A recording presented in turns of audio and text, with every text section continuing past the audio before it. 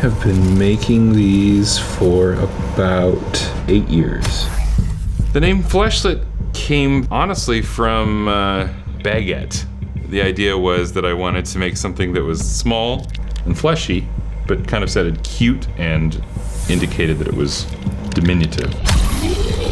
I started making fleshlettes because I was looking for a way to make a style of sculpture that was uniquely my own and stood out. The inspiration ultimately came from a story I heard handed down in my wife's family, which was that my sister-in-law had a tumor growing inside one of her ovaries called a teratoma.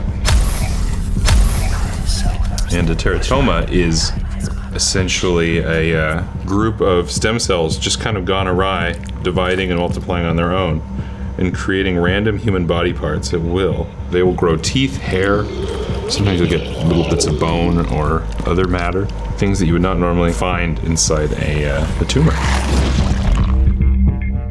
I was, of course, intrigued and terrified by this idea, and it really kind of left an impact on me around the time when I was trying to find my own style, and pair that with the fact that I really needed to find a way to practice making realistic human skin. And I started making little balls of flesh that had body parts on them, and they just sort of grew and grew and grew until we've got these really big monsters today. Vera's the tallest and largest fleshlet I've ever made, and she's named after my friend's girlfriend. She's a combination of a large intestine, kidney, a snake-shaped ball of flesh, a tongue, and a clubbed foot. The first fleshlet I made was just a little ball of skin with a little bit of hair punched in it and not much else. Soon after that, I was making ones that were a little bit larger and more detailed, had a lot more hair, had teeth and gums. After that, it just sort of grew and grew and grew to have larger and more varied body parts and more complicated types of skin, and also a wider variety. Dry skin, oily skin, wrinkled skin, smooth skin, and oftentimes they have a mutation or an oddity that is found in the human body. So what I will do is I will research that.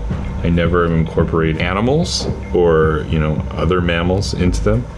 That said, I always draw the line at any type of violent image. I never include fleshlettes that have wounds or that are bleeding, that are cut open, anything like that, because in my mind, that's not what I'm interested in.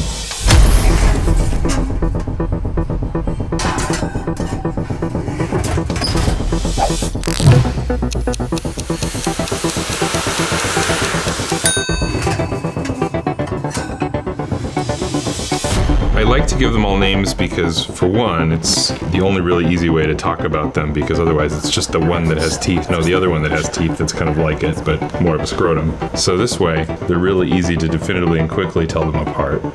This one is called Tanya, the tooth tongue.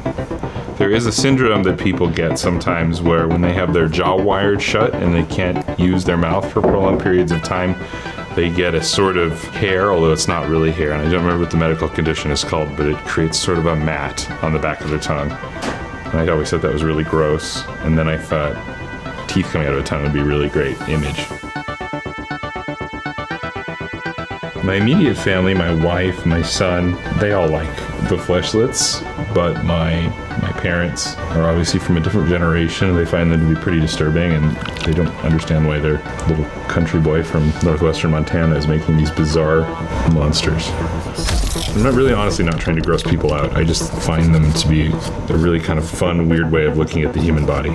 Things that aren't considered beautiful or sort of outside of the norm. They're fun for me, but also I take them very seriously. I think the reason people can relate to them, which I never thought would happen, is because they share things that we all share.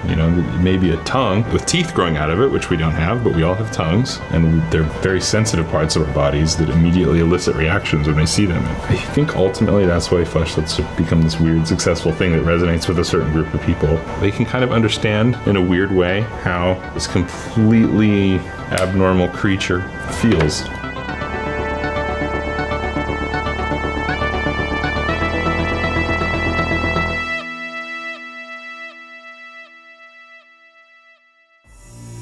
So what'd you think? Tell us in the comments. Click here to subscribe and live forever. Click here for more stuff from us, and tune in every Sunday to watch more videos that calm the soul. Bye!